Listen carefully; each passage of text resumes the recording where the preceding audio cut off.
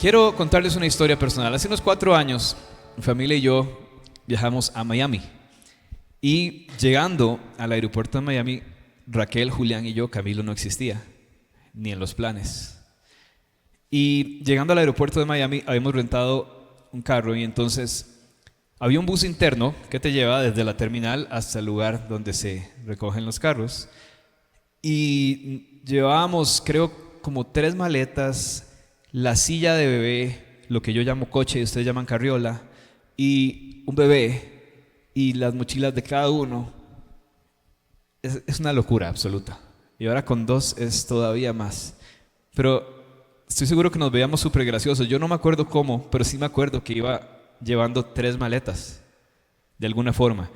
Entonces, imagínense tomar todo eso, subirlo en un bus interno que te va a llevar al lugar donde hay que recoger el carro y después bajar todo eso, absolutamente todo, y que no se te olvide nada. Es imposible.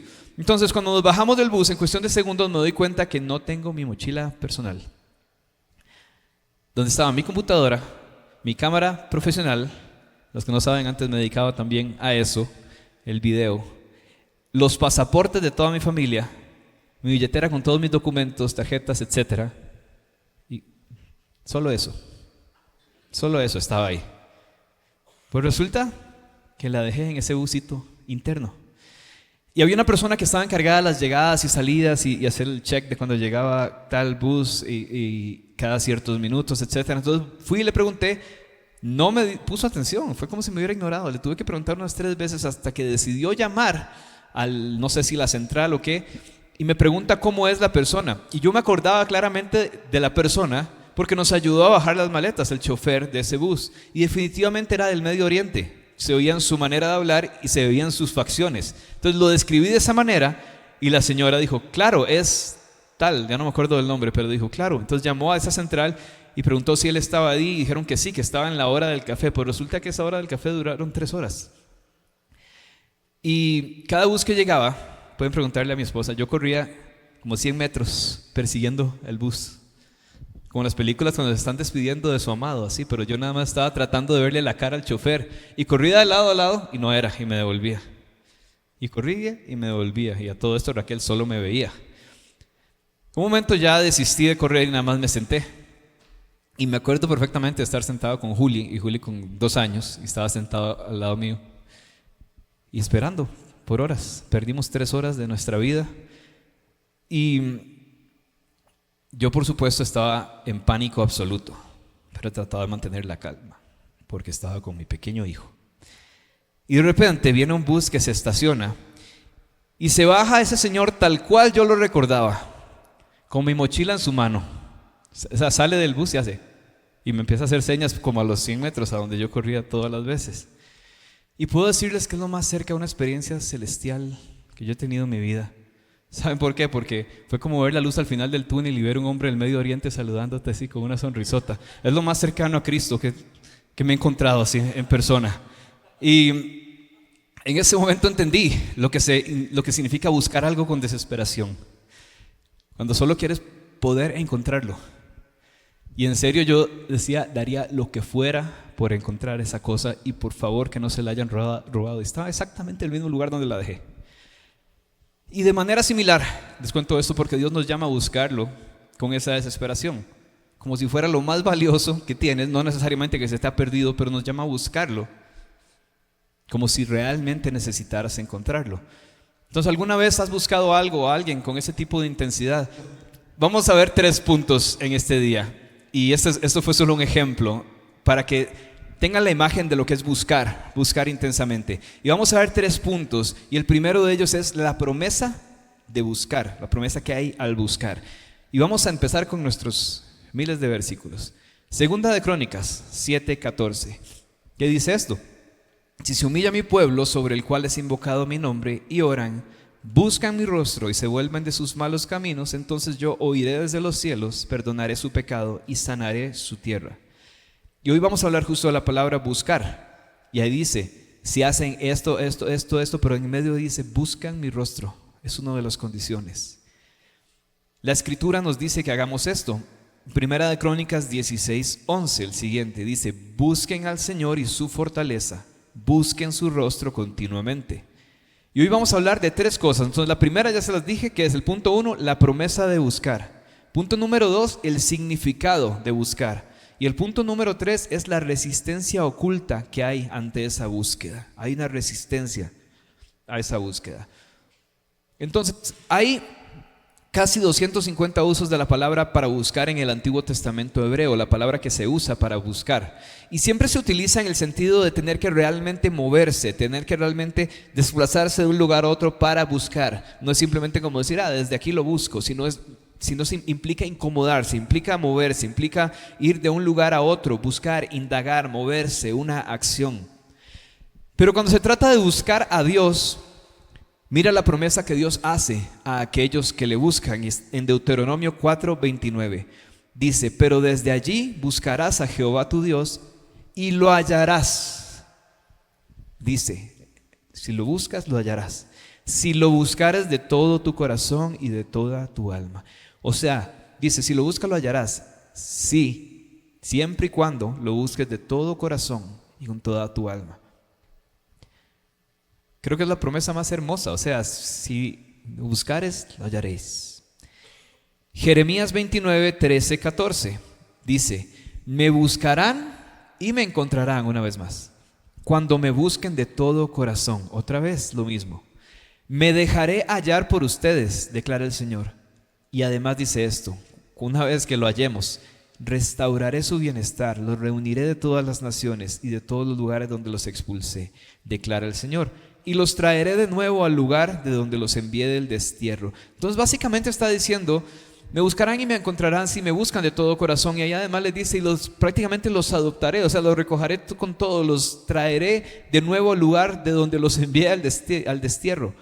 Entonces más adelante en el Nuevo Testamento, Jesús, porque acabamos de leer el Antiguo Testamento, ¿verdad? Acabamos de ir a Deuteronomio, a Jeremías, pero en el Nuevo Testamento veamos a Jesús, que reitera la importancia de una constante búsqueda de Dios. En Mateo 7:7, Jesús mismo dice: busquen y encontrarán.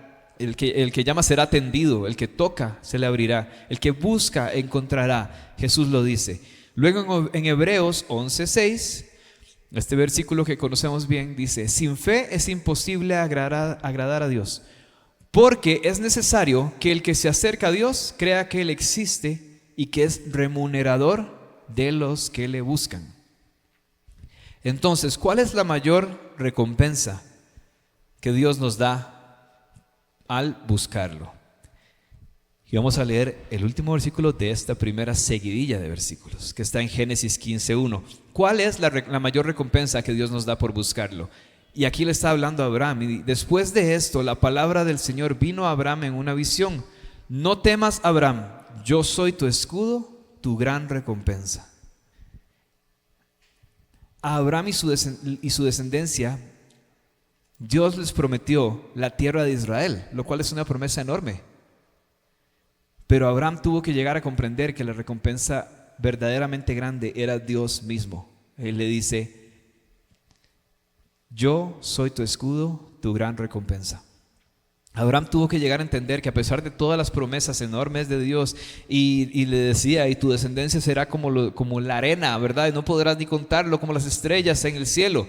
Más allá que esa promesa, Abraham tuvo que entender que su mayor recompensa es Dios mismo. Él es la mayor recompensa de Abraham. Él es tu mayor recompensa. Él es mi mayor recompensa. Entonces, ¿cuál es la recompensa a aquellos que le buscan? Es Dios mismo. Los que le buscan encuentran a Dios. Encuentran más de Dios. Entonces piensa en esto: no es solo que lo encuentras, es que conforme lo buscas encuentras más de Él. Ahora el número 2, el significado de buscar. ¿Cuál es el significado de buscar? ¿Qué significa buscar a Dios? Aunque Dios nos llama mucho a hacer esto, como lo acabamos de ver en todos estos pasajes, es raro encontrar en la Biblia personas realmente buscándolo. Y ya vamos a ver en qué intensidad, con qué convicción y con qué profundidad de búsqueda. La palabra buscar se utiliza muchas veces en la Biblia para describir esta palabra que les decía, justo buscar, de esa manera que hablábamos al comienzo. Es que no estamos hablando de buscar como pensamos nosotros, de buscar algo que se me cayó y se me perdió. Estamos hablando, como les decía, que esa palabra buscar en este lenguaje implicaba moverse, es decir, ir de un lugar a otro, buscar realmente con una acción intencional. Y esa palabra específica se utiliza varias veces para una persona, un personaje específico en la palabra de Dios. Y en mi país, cuando vamos a adivinar, decimos, pegue un batazo. O sea, como... Así que, ¿quién creen que será esa persona de quien se utiliza esa palabra buscar? ¿Quién quiere batear? Ya que aprendieron una nueva palabra. ¿Quién será? Nadie quiere decir, no importa. Si te equivocas, no te pasa nada. ¿Dios? No. Otro. ¿Quién puede ser? La palabra buscar se usa mucho para esta persona. No, una persona. Vamos. No, una persona. Un personaje de la palabra de Dios que buscaba al Señor. David. Ahí está. Le doy un chocolate a Cris. Ok. David. Esta palabra se usa mucho al hablar de él. Y ya vamos a ver lo hermoso de por qué. Hacia el final de la vida de David leemos que hay un incidente, hay una hambruna sucediendo.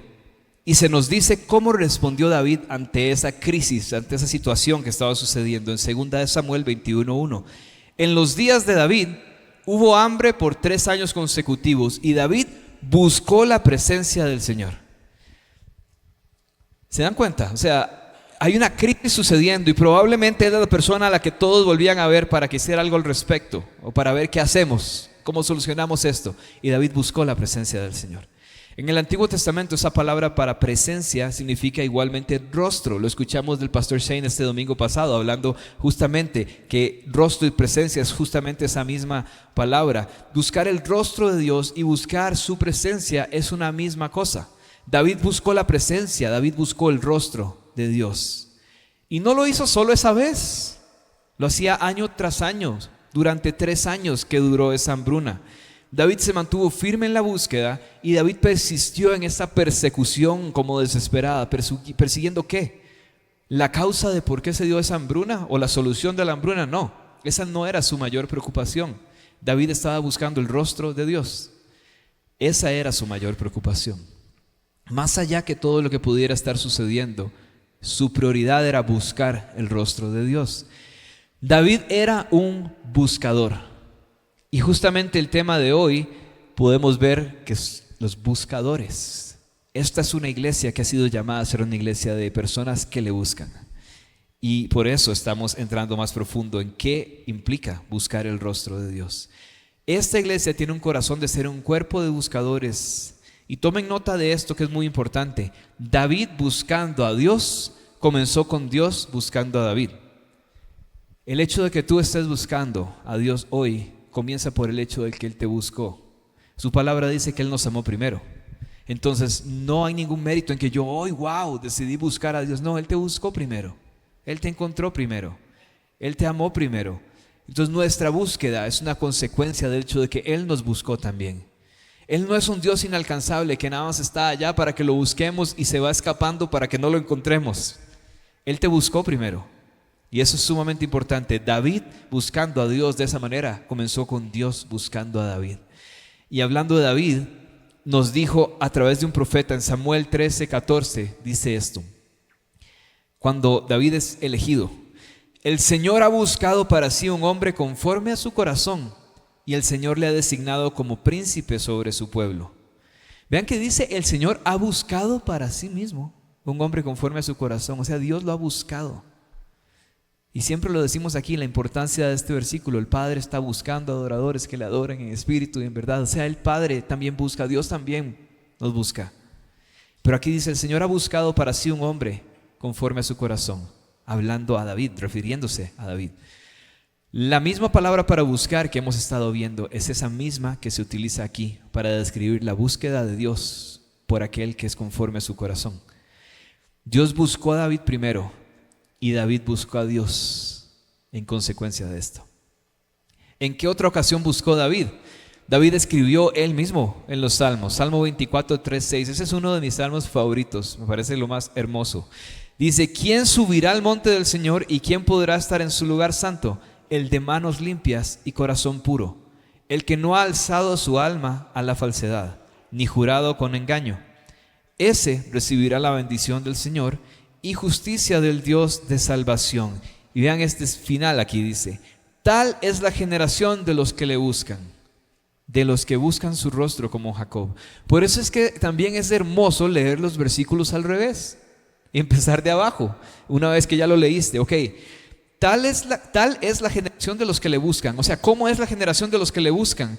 Dice que son los de manos limpias, corazón puro, que no alzan su alma a la falsedad, que no juran con engaño, y esos recibirán la bendición del Señor y la justicia del Dios de salvación. Tal es la generación de los que le buscan, los que buscan tu rostro como Jacob. El Salmo 27 también, David dice: una cosa he pedido al Señor y esa buscaré, que habite yo en la casa del Señor todos los días de mi vida, para contemplar la hermosura del Señor y para meditar en su templo.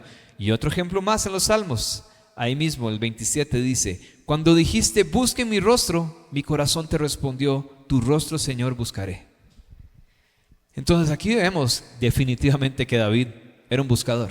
O sea, David, esa era su actividad favorita, su prioridad. Él sabía la importancia de buscar el rostro de Dios. Y hay varios usos más, si pudiéramos pensar en David respecto a la búsqueda de Dios. Pero debes tener algo en cuenta. Aunque Dios nos llama a buscar su rostro continuamente, solo hay una persona en la Escritura que se decía que literalmente buscaba su rostro, o sea, con esa misma palabra, y ese era David. ¿Y qué hizo David en esa búsqueda? Por ejemplo, David es quien construyó el tabernáculo de David. Cuando no había un tabernáculo, cuando no había todavía un templo, antes de que Salomón construyera ese templo, David trajo el arca a Jerusalén y construyó lo que la Biblia llama el tabernáculo de David. ¿Y qué fue eso? David construyó una tienda sobre el arca para cubrirla.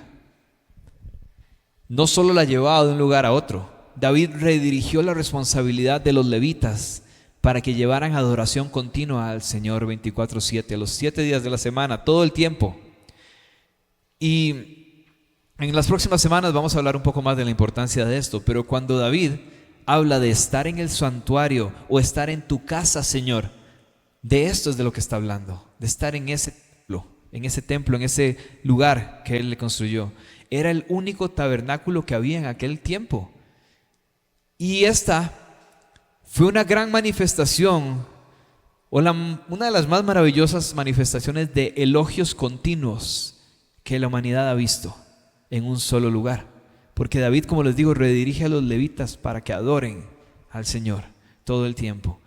Y presten atención a esto: Dios le ordenó a Moisés cómo debían construir el tabernáculo de Moisés.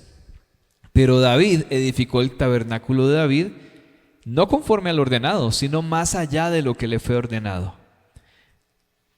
David hizo algo sacrificial por su propio y libre deseo de hacerlo, como diríamos modernamente, porque le dio la gana. David no tuvo una dirección así como tienes que hacer. David lo hizo porque nació en su corazón. Entonces David buscó el rostro del Señor. Y hay otras ocasiones en las que se describe a alguien buscándolo, por supuesto, y tenemos que ver eso también para saber lo que significa buscar. Luego de esa época hubo, por ejemplo, un rey llamado Asa. Y segunda de Crónicas 15:4 dice: pero en su angustia se volvieron al Señor, Dios de Israel, y le buscaron, y Él se dejó encontrar por ellos. Justamente lo que ya hemos leído, porque el que busca, el Señor se deja encontrar. Él dijo: el que me busca de todo corazón me hallará. Y aquí estamos hablando de un grupo de personas que en su angustia, se volvieron al Señor, Dios de Israel. Le buscaron y Él se dejó encontrar. Es decir, aquí está Dios cumpliendo la promesa que había dado antes. ¿Qué hicieron Asa, ese rey, y el pueblo de Israel, que se describe como búsqueda? ¿Cómo lo buscaron? Ese rey eliminó los ídolos, restauró el templo y hace que la nación vuelva a la obediencia del Señor. Esa fue la búsqueda y el Señor respondió. Pero también nota estas otras cosas. En 2 de Crónicas 15:11 dice: y aquel día sacrificaron al Señor 700 bueyes y 7,000 ovejas del botín que habían traído. Esto es un sacrificio generoso, grande. O sea, dice 700 bueyes y 7,000 ovejas del botín que habían traído. Eso tampoco es algo que fue ordenado por Dios. Dios no viene ahí y les dice: tienen que sacrificar 700 bueyes y 7,000 ovejas. Es una ofrenda voluntaria de parte de ellos. 2 de Crónicas 15:12 dice: y entraron en el pacto de buscar a Jehová, el Dios de sus padres, con todo su corazón y con toda su alma. O sea, ellos, ¿qué hicieron? Que se llamó búsqueda. ¿Qué fue la búsqueda de ellos? Se reunieron en un momento en que no era necesario. Hicieron cosas que no se les había ordenado hacer. Entonces ahí hay una ofrenda voluntaria, una ofrenda sacrificial. Y esto es vital porque es una parte muy importante del llamado que Dios ha hecho a esta iglesia. Así que la próxima vez que vemos esta palabra utilizada para referirse a personas que buscan a Dios, es bajo el reinado de Josafat. O sea, aquí estamos pasando por varios momentos de la palabra de Dios que nos ejemplifican búsquedas reales de Dios y buscar el rostro de Dios. Ahora, hablamos del reinado de Josafat. En 2 de Crónicas 20:4 dice: y se reunió Judá para buscar la ayuda del Señor. Aún de todas las ciudades de Judá vinieron para buscar. ¿Qué hicieron en esta ocasión que se describe como buscar? 2 de Crónicas 18 y 19.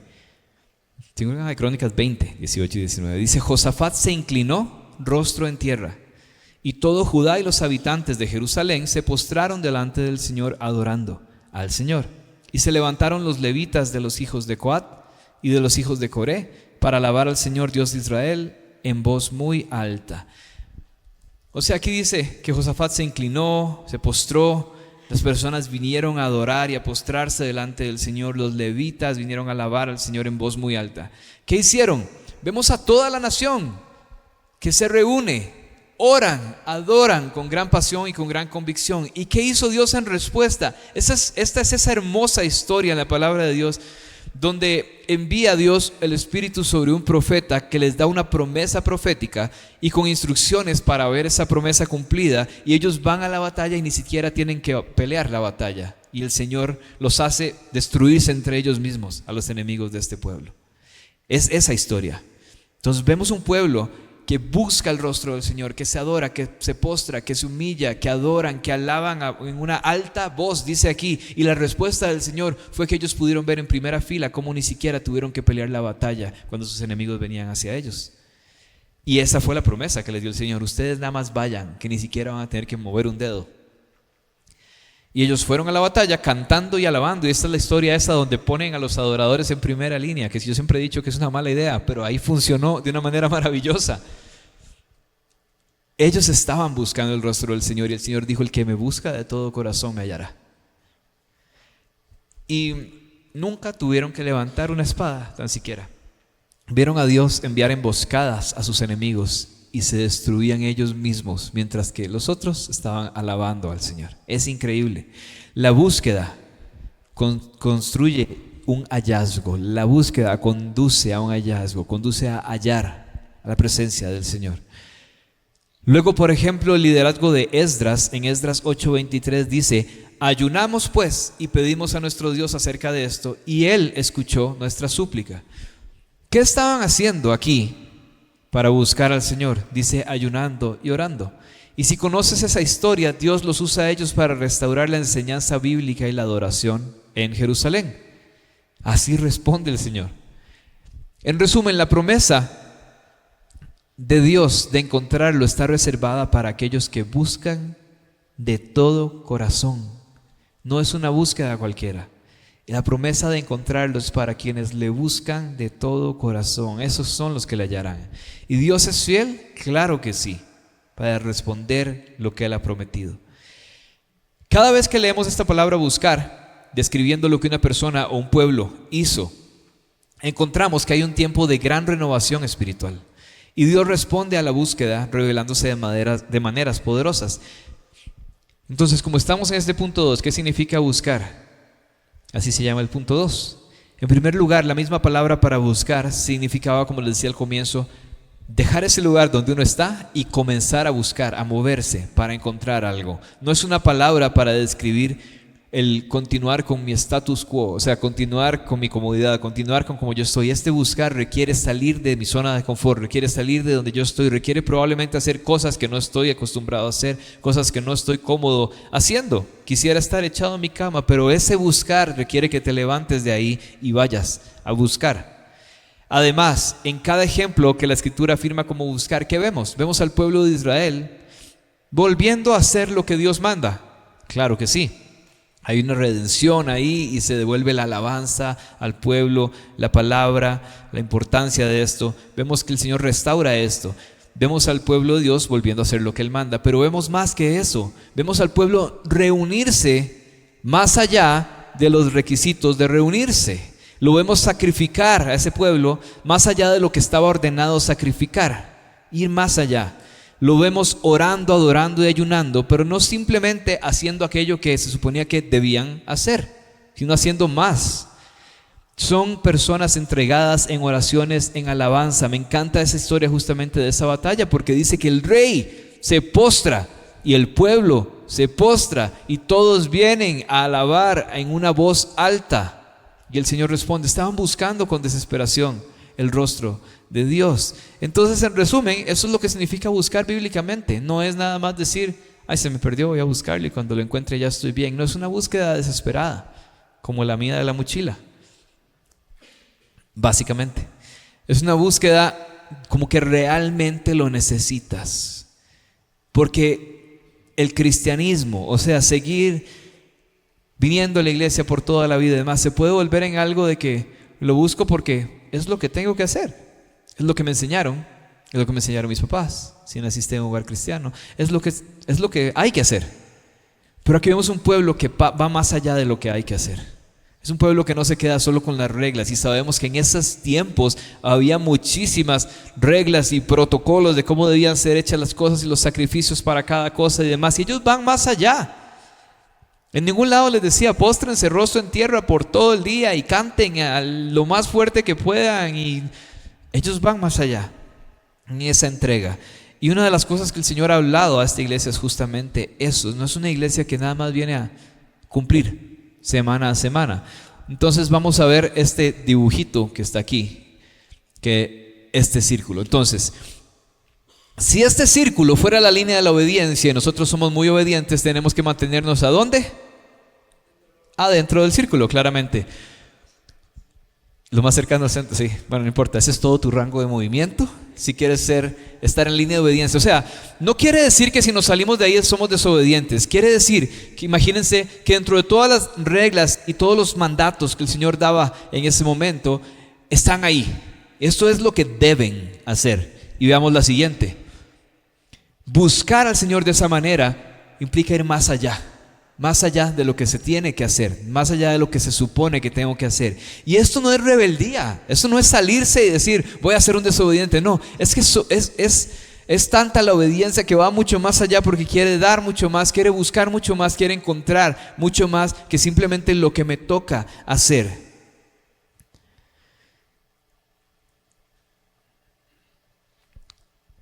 ¿Han visto cuando Jesús dice, ese es un ejemplo interesante, pero han visto cuando Jesús dice que, o sea, básicamente que si amamos a los nuestros, pues nada de especial hacemos, ¿verdad? Pero amar a los enemigos es otra cosa completamente. Eso es ir más allá, ¿se dan cuenta? Eso es un ejemplo perfecto. Y Jesús es el que lo está proponiendo como una idea, ¿verdad? Sí. O sea, amar a los tuyos, cualquiera lo hace, básicamente, si todo está bien.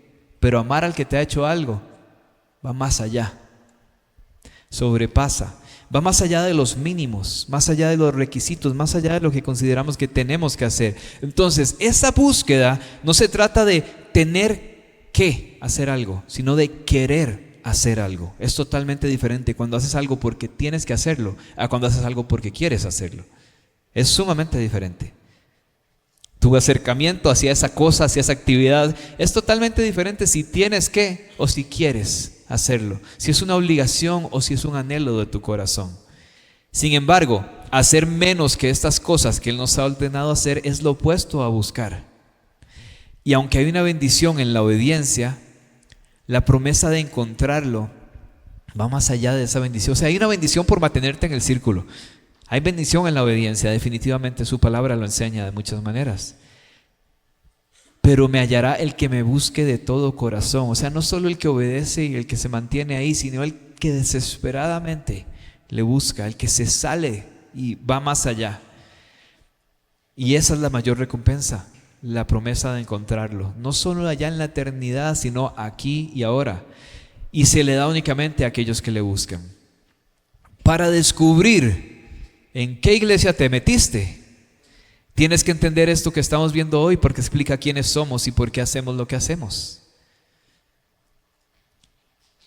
Probablemente te habrás dado cuenta en el tipo de predicación de esta iglesia que nadie te está invitando a que la pases bien y que invites a todos tus amiguis. O sea, es ir más allá, es ir a la palabra profundamente y buscarlo a Él, solo a Él, y se trata de Él. Por eso somos tan necios en el buen sentido con la adoración. No es nada más como, vengamos a cantar y si hoy quieres cantar, canta. No, por eso yo los molesto tanto y les digo, es que no se trata de si quieres o no. Él es digno siempre y en todo momento y yo no decido cuándo. Por eso somos así, porque hay una visión aquí de que somos buscadores de su presencia. No a veces, no cuando yo quiero, no cuando yo me siento buscador. Es que es el llamado que el Señor nos ha dado, porque solo los que lo buscan de esa manera hallarán su rostro. Somos un pueblo que va a ir más allá de los límites. Y ahora, quiero que vean el famoso sticker que está en esa pared, pero que lo vean acá, que es este. Y esta es una imagen que usamos mucho como iglesia porque representa justamente lo que el Señor habló desde el comienzo. El círculo exterior es esa línea de obediencia y ustedes ven que cada una de esas líneas se sale de ahí. En la adoración vamos a ir más allá. En el espíritu vamos a ir más allá en esa búsqueda. En la oración vamos a ir más allá de lo que se supone que hay que hacer. Y en la palabra vamos a ir más allá también. Y esas líneas van más allá justamente porque revelan y reflejan esa visión. Es una manera de decir que con la adoración no solo le traemos nuestra ofrenda de alabanza en las formas en las que Él nos manda en la Escritura, sino ir más allá, con pasión, con absolutamente todo. Le vamos a traer una ofrenda voluntaria de adoración aún en momentos y maneras que no están explícitamente ordenados. ¿Por qué? Porque buscamos su rostro. ¿Por qué ustedes creen que el campus, por ejemplo, de Lone Tree en Colorado tiene más de 3 años, cerca de 3 años de estar en una adoración 24/7, en oración 24/7? El Señor nunca dijo, así es como se tiene que hacer la iglesia. No, es una ofrenda voluntaria. Y ahí continúa, porque es una búsqueda de todo corazón. Lo mismo ocurre con la oración. ¿Qué requiere de Dios de su pueblo en términos de oración? ¿Qué puedo hacer más allá de la línea de obediencia? Jesús, vean este ejemplo, si quieren un buen ejemplo, Jesús. Regularmente la palabra nos dice que Él se quedaba despierto toda la noche en oración, velando en oración para buscar el rostro de su Padre. Eso no es algo que está ordenado en las Escrituras, es una actividad de búsqueda genuina de alguien que busca con todo el corazón y que le va a hallar. En ningún lugar estaba mandado que tenías que quedarte toda la noche orando si es que quieres encontrar. No, pero Jesús va más allá. Cuando alguien busca a Dios, no solo hace lo que se le manda en términos de reflexionar en su palabra todos los días, sino que hay una devoción, hay un estudio y hay un tiempo invertido que va más allá. Un buscador del rostro de Dios no se topa y se tropieza con versículos que le aparecen cuando está en redes sociales y le sale el atardecer con el versículo.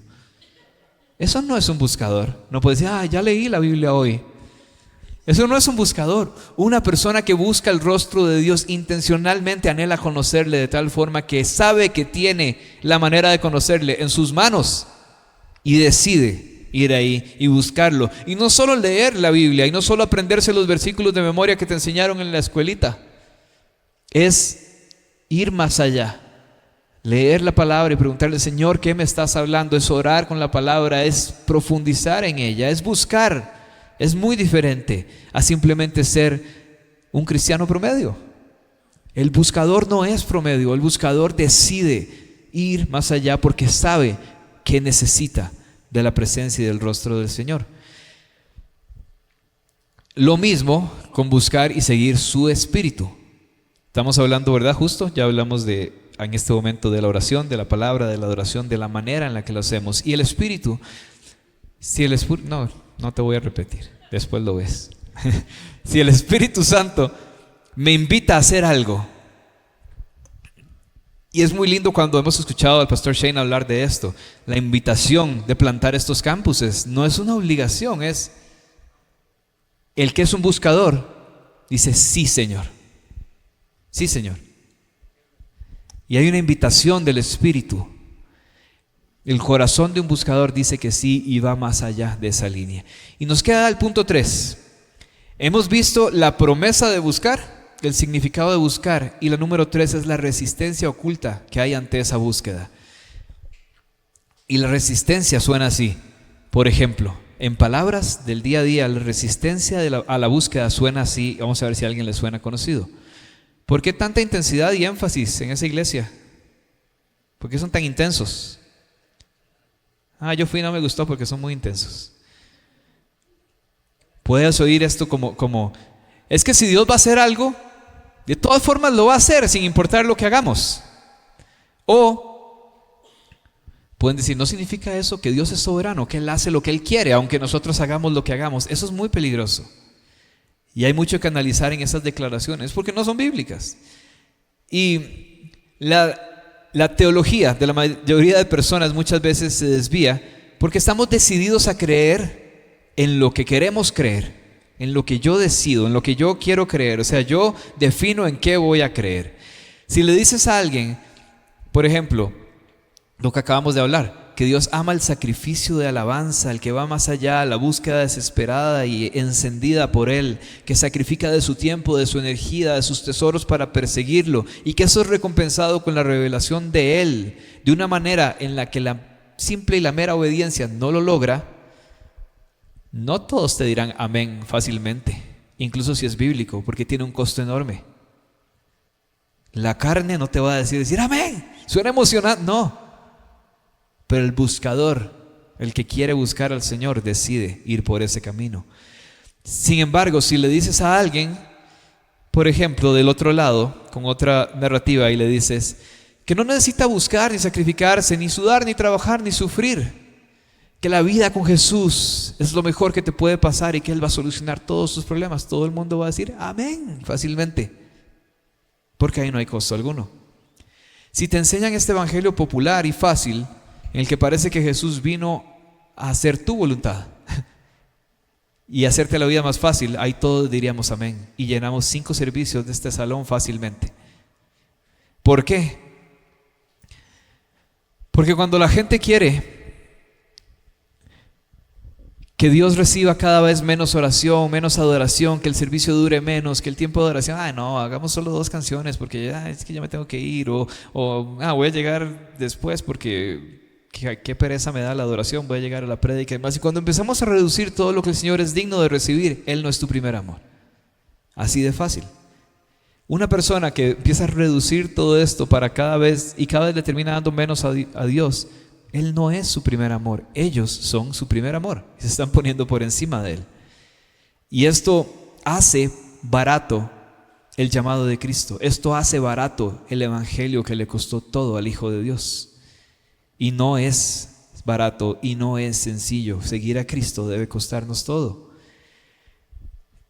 Si no te has dado cuenta, especialmente cuando somos cristianos por mucho tiempo, una parte de nuestra teología no proviene de la Biblia. Una gran parte proviene de tradiciones enseñadas por hombres. No con una mala intención, digo. Pero mucha de nuestra manera de ver a Dios viene de el entorno en el que crecimos, la iglesia a la que fui toda la vida, la iglesia en la que empecé a servir, el tipo de prédicas que escuché, o sea, todo eso va formando nuestra manera de ver al Señor, muchas veces más que la palabra misma. Somos sumamente moldeados por las tradiciones, por las costumbres. Y insisto, no es una crítica, es que es totalmente normal, es un proceso normal del ser humano. El entorno donde te mueves, el lugar donde creciste, la familia donde creciste, las personas de influencia en tu vida, todo eso te va moldeando como ser humano claramente. Y como cristiano, nuestra imagen de Dios muchas veces es más moldeada por todas esas cosas que por la palabra misma.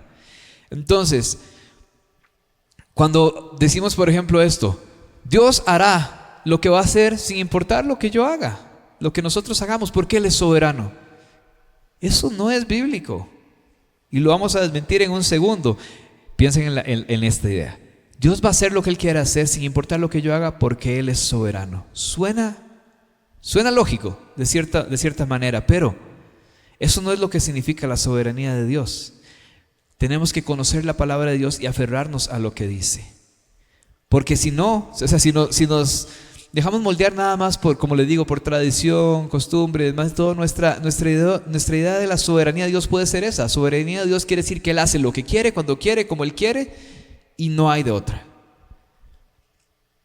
Y por supuesto, si yo digo que no es así, alguien va a decir, hereje. Dame un momento. ¿Dios es Dios? Pregunta. Sí, ¿verdad? Por supuesto que sí.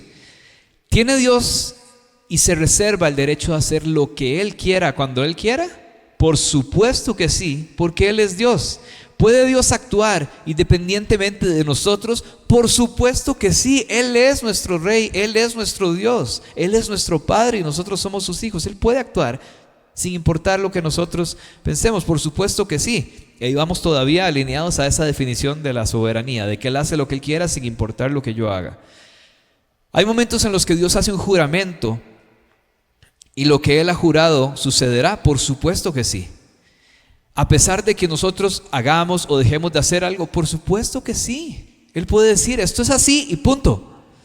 Pero la soberanía de Dios, la responsabilidad humana, nuestro papel ahí y la respuesta de Dios no son incompatibles entre ellos. En muchas ocasiones Dios da a conocer una posibilidad si se hace algo. Y hoy hemos pasado hablando de eso, si se dan cuenta. Y nada de eso altera la soberanía de Dios. Él sigue siendo Dios, Él sigue siendo quien es. Pero Él dice, me hallarán, esa es la promesa, si me buscan de todo corazón.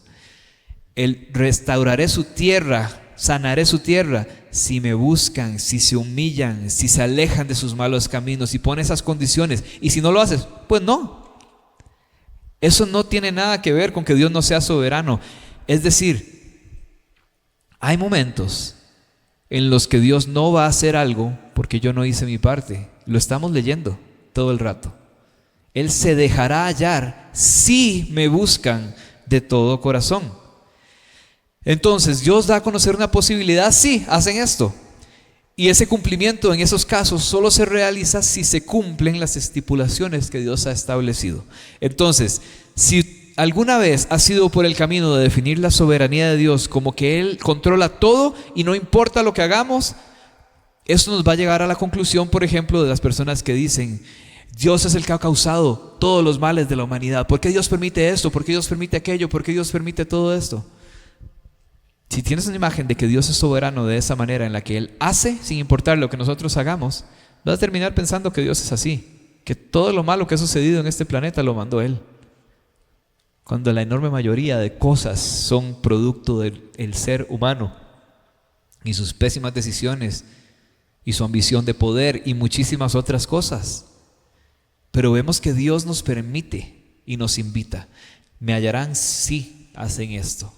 Y no quiere decir que Él no es soberano, porque en otras ocasiones dice así es y punto. Además, a lo largo de las Escrituras vemos que las promesas de Dios requieren participación. Y Dios no ha cambiado. Él es el mismo ayer, hoy y siempre. Entonces, recuerden que aquí estamos hablando del obstáculo ante esa búsqueda, las cosas que se pueden atravesar. Y entonces veamos este versículo para ir cerrando. En Juan 7, 37-38 dice, si alguno tiene sed, que venga a mí y beba. el que cree en mí, como ha dicho la Escritura, de lo más profundo de su ser brotarán ríos de agua viva. ¿Quién recibió esta agua viva? ¿Todos? No, solo aquellos que vinieron a beber, porque el que tiene sed, que venga a mí, dice. No dice el que tiene sed, es saciado. Dice el que tiene sed, que venga a mí. Las promesas de Dios requieren participación. En Hechos, Dios habla a través de Pedro, Hechos 2, 38, 20, y dice: y Pedro les dijo: arrepentíos y sed bautizados cada uno de vosotros en el nombre de Jesucristo para perdón de vuestros pecados, y recibiréis el don del Espíritu Santo. ¿Todos fueron perdonados? ¿Todos ellos recibieron el Espíritu Santo? No, solo los que se arrepintieron. Las promesas de Dios requieren participación. Otro ejemplo más, en Hebreos 3:6 dice: pero Cristo fue fiel como hijo sobre la casa de Dios, cuya casa somos nosotros, si retenemos firme hasta el fin nuestra confianza y la gloria de nuestra esperanza. O sea, la casa de Dios somos nosotros si retenemos firme nuestra confianza. ¿Somos parte de la casa de Cristo pase lo que pase, solo porque sí? No. Esto es solamente verdad si nos mantenemos firmes en esta confianza, como dice el versículo. Nuevamente, Dios es soberano, pero nosotros tenemos una participación ahí. Él es un Dios que responde a nuestra búsqueda. Y estos versículos no están ahí, pero te los voy a leer nada más como ejemplo. En Mateo 6:14 dice: si perdonan a los hombres sus ofensas, también les será perdonado a ustedes. Lucas 12 dice: busquen su reino y estas cosas serán añadidas. Ven, hay algo primero y una consecuencia. O sea, siempre hay una condición, siempre y cuando hagan esto. Juan 15:7 dice: si permanecen en mí, mis palabras en ustedes, pidan todo lo que quieran y les será hecho. Si permanecen en mí, mis palabras en ustedes. Mateo 24: el que persevere hasta el fin será salvo. Romanos 8:28 dice: Dios que hace todas las cosas, que las cosas cooperen para bien de quienes los aman. ¿Para quiénes? Para bien de quienes le aman a Él. Para ellos, no para todos. Marcos 4:24 dice: con la medida con la que midas serás medido. Santiago 4:10 dice: humíllense delante del Señor y Él los exaltará. Santiago 4:8 dice: acérquense a Dios y Él se acercará a ustedes. Y uno más. Dice Apocalipsis 3:20: si alguno oye mi voz y abre la puerta, entraré a él, cenaré con él y él conmigo. Si abre la puerta, si oye mi voz y abre la puerta. Entonces hay muchas de estas condiciones. Las promesas de Dios requieren participación buscando. Dios es soberano, pero la soberanía de Dios no hace que tu búsqueda sea insignificante. Él quiere ser hallado, Él se deja ser hallado, como lo leímos al comienzo. Y este último versículo, Jeremías 29:13 dice: me buscaréis y me encontraréis cuando busquéis de todo corazón. Una vez más.